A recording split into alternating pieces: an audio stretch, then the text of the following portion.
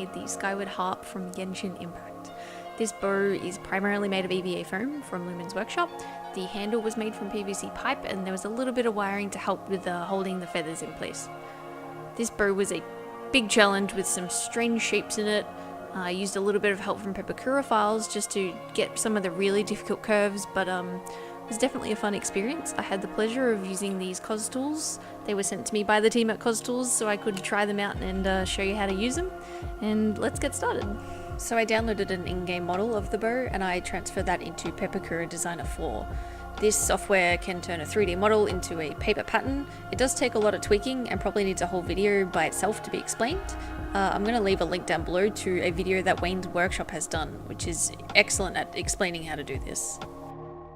So for the handle, I grabbed some PVC pipe from the hardware store, and using a heat gun, you can heat this to a temperature where you can actually squish it and bend it. Just being careful you don't heat it up too much because the fumes that come off PVC are incredibly toxic.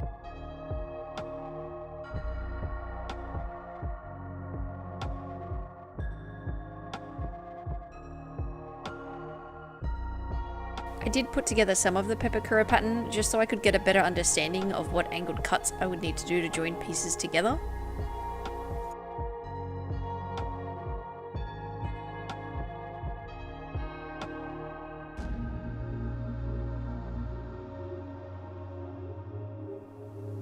I then transferred those pattern pieces to 5mm high density EVA foam and cut them out using my Cos Tool Stanley knife.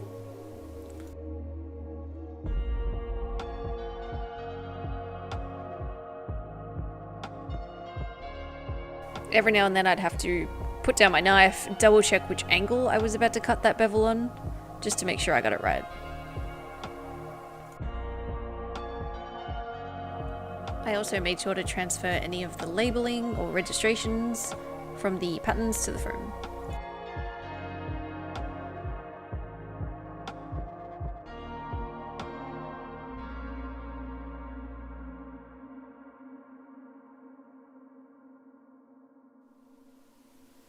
I applied contact cement to both sides and then very carefully lined those edges up and tried to match up the registrations as I went.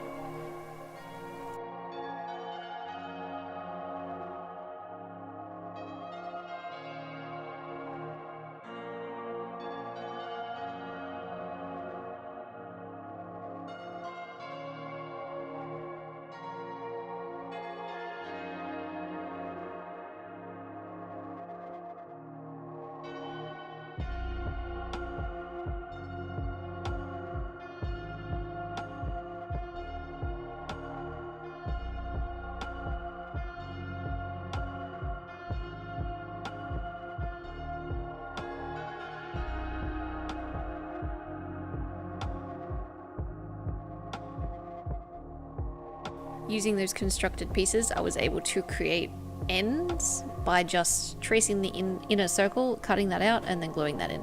I could also trace where the handle was going to slide through before I glue it in to cut that hole.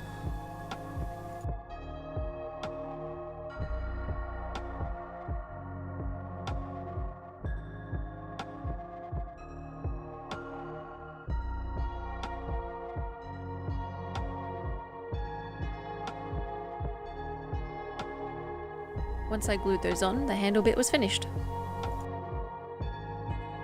For the body of the bottom of the bow, I took the Pepakura file and basically deleted all of the details off it, so it was just its basic shape, so I could then turn that into a pep file that was much easier to manage.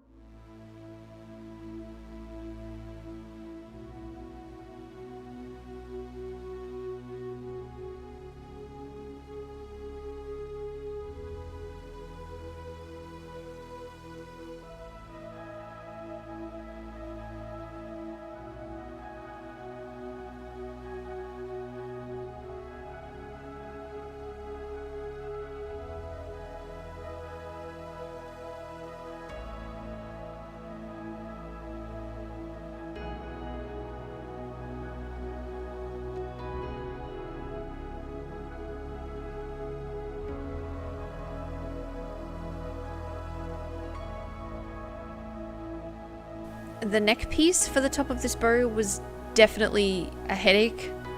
I did make this up once, like a mock-up almost, so I could simplify the pattern that I had, and then I remade it cleaner.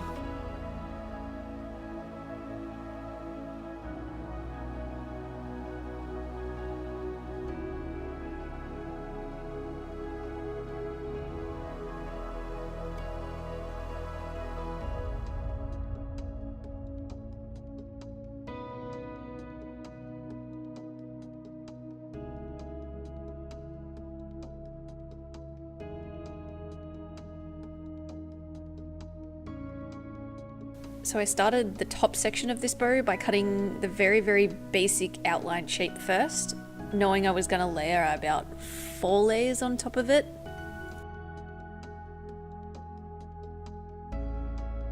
So here you can see I used the channel rail with the straight cutter from Cos Tools. This tool is amazing for cutting dead straight lines. I know a lot of the time I can accidentally bevel an edge by leaning the knife and not noticing, so this is amazing at preventing that.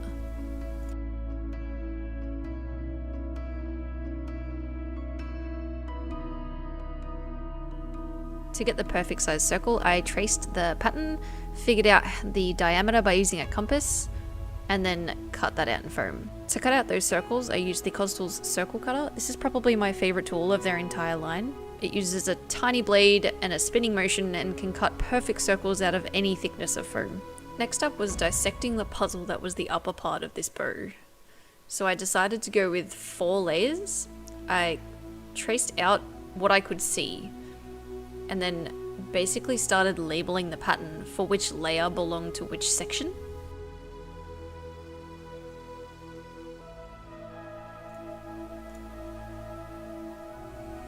So I would trace around my largest layer.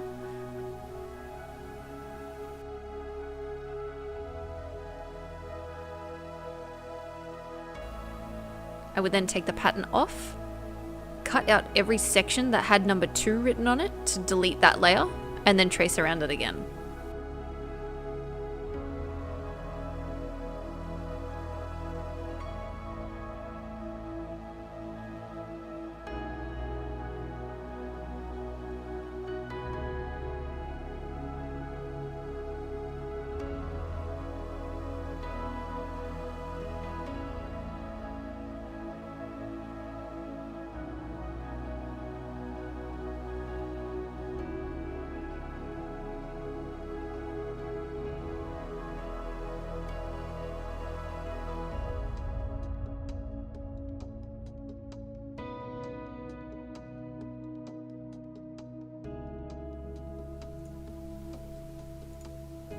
So not only were there 4 layers, there were also decorative lines in a few of the layers as well that I wanted to replicate.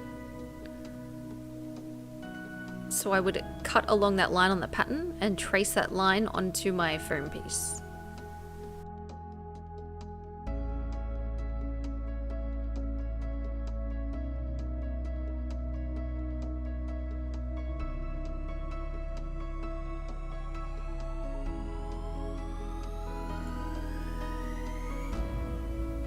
I considered wood burning these lines into the foam, but it just wasn't clean enough for how clean this bow is meant to look.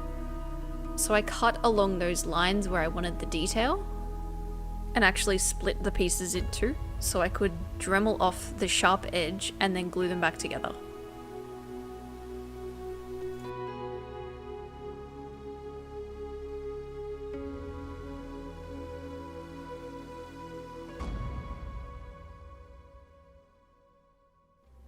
I also made sure to try to keep the pieces together while I did this because I was getting really confused really quickly.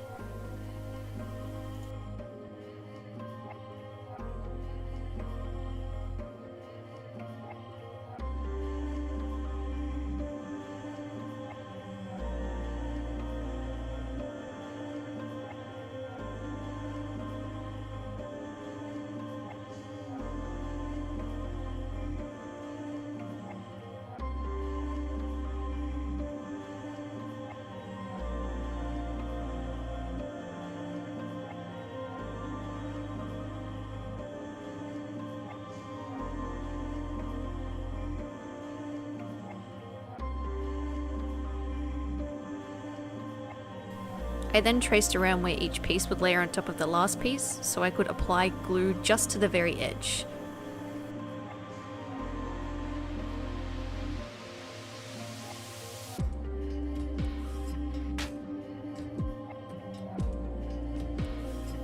Once all of the layers had been put together, I then grabbed my Dremel and cleaned up that edge.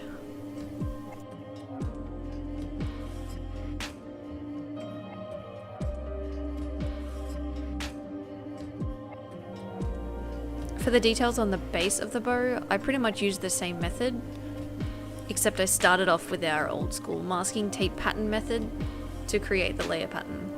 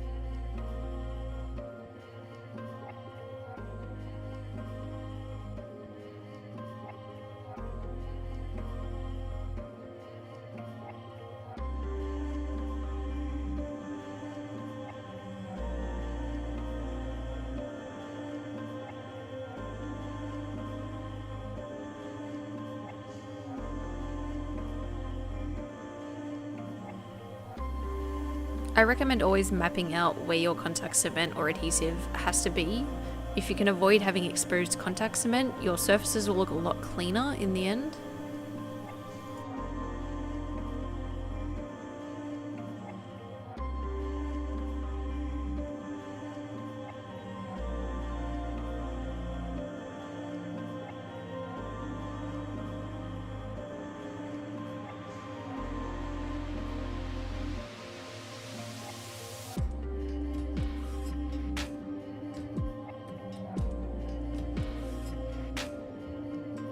Next up, I made the eye thing, which conveniently is a lot of circles.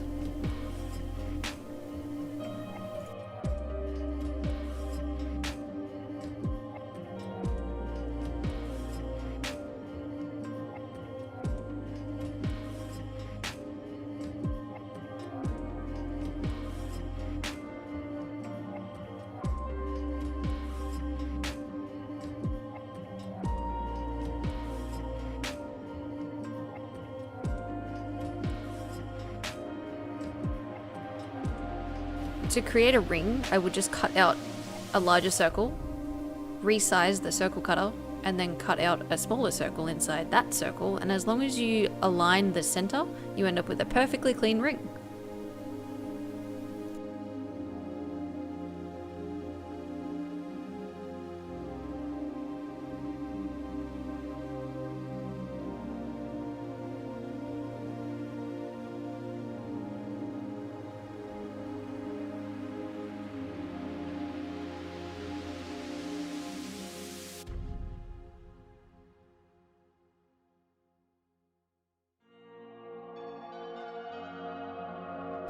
For the next very annoying shape to make, I actually went to this website that I was shown by Maruna Cosplay. It's handy for making patterns for pretty much every shape. So I use the truncated cone the most because it is a very hard pattern to figure out. So you just type in your diameters for the top and bottom and then the height that you want it to be. You also set the flap size to 0 because we don't need a flap because we're working with foam. Set the page size to A4 for my printer and hit create. It'll then download a file, and that file will be the exact shape to cut out of foam to create that size cone.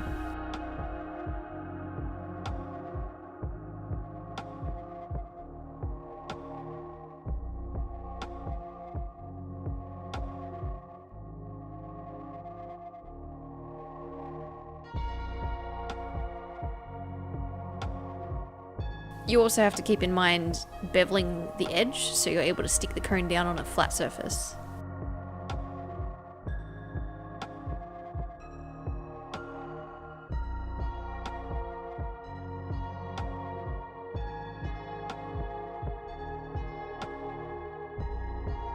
I then measured the inside diameter of the top, and using my circle cutter I was able to cut out a lid for that little cone.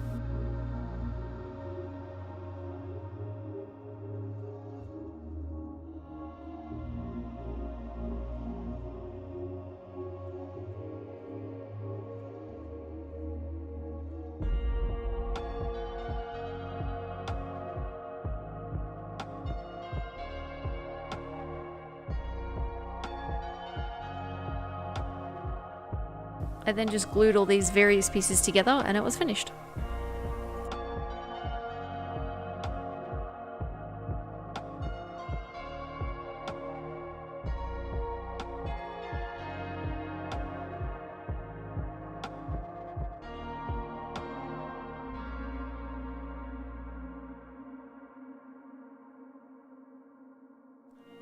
Next up was the crest at the top of this bow.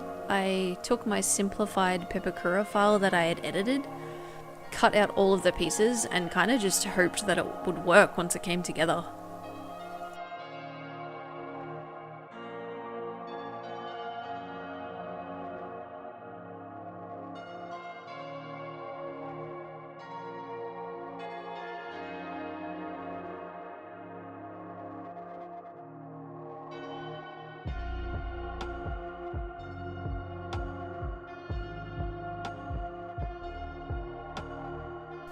Next up were the blue feathers at the top and bottom of this bow. So I started using the V-groove cutter along the channel rail and actually cut out the V-groove before I traced the pattern onto it. I found it was easier to align the pattern with the V-groove already cut as opposed to trying to line up the cutter with my already drawn pattern.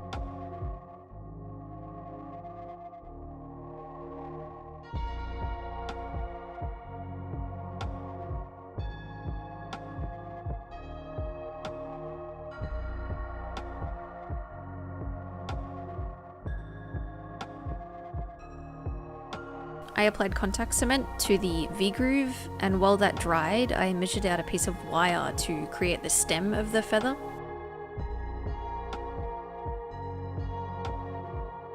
Once that contact cement was ready, I then sandwiched those bits together and it created a perfect bend in the foam. I applied hot glue just to be able to set that wire into it. I then used my heat gun to warm it up and just reinforce that bend in the foam.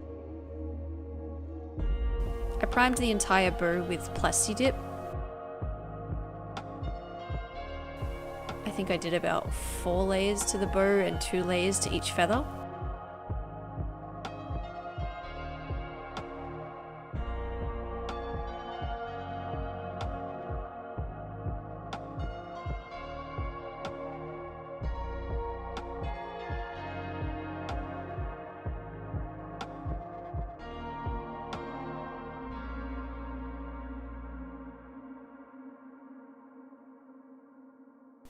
Once they were dry, I gave each feather 2 coats of white as a base colour to make sure that the blue was going to be as vibrant as it could be.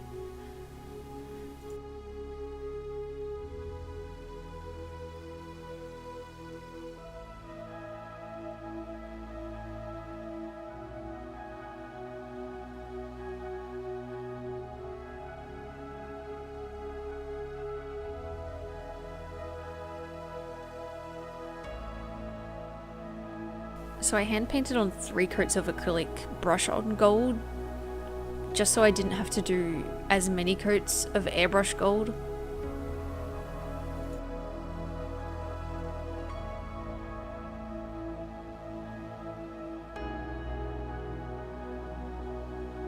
I used the Createx Wicked Gold for this colour.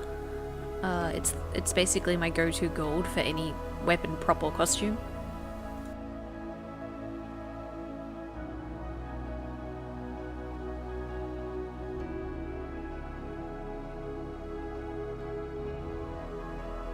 And then I hand painted the handle white and the blue ring up the top.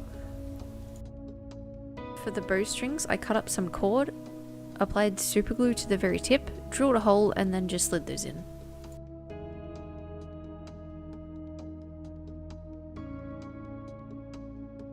All I had to do was then paint the string blue, and it was done. This bow is a fantastic addition to my prop wall, it's really eye-catching, and I'm really happy with it.